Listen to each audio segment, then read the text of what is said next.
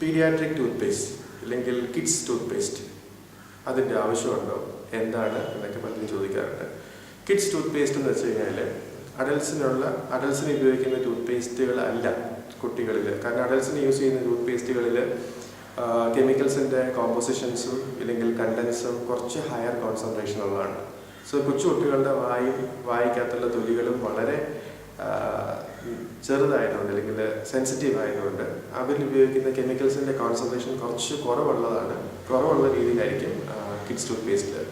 അതുപോലെ ഫ്ലൂറൈഡ് പോലെയുള്ള സാധനങ്ങളും അഡൽട്സിലുള്ള ടൂത്ത് പേസ്റ്റിനേക്കാളും വളരെ കുറവായിരിക്കും കിഡ്സ് ടൂത്ത് പേസ്റ്റിൽ കാണുന്നത്. മറ്റൊരു പ്രത്യേകത എന്ന് വെച്ചാൽ കിഡ്സ് ടൂത്ത് പേസ്റ്റ് ഫോമിംഗ് ഉണ്ട്, ഫോമിംഗ് അല്ലാത്തതുണ്ട്, പത വരുന്നതും പത വരാത്തതും.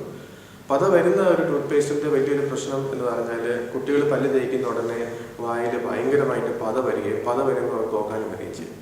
അപ്പോൾ എൻ്റെ പ്രോസസ്സ് രാവിലെ പല്ല് വൃത്തിയാക്കുന്ന ഈ ഒരു പ്രോസസ്സ് ഭയങ്കര പ്രശ്നമാണ്. അവർ ഓക്കാനിച്ച് തുടങ്ങുന്നു, ഛർദ്ദിക്കുന്നു, പേരൻസ് വറീഡ് ആവുന്നു, വലിയ ബുദ്ധിമുട്ടാണ്. So non foaming toothpaste ആണ് കുറച്ചുകൂടെ ബെറ്റർ.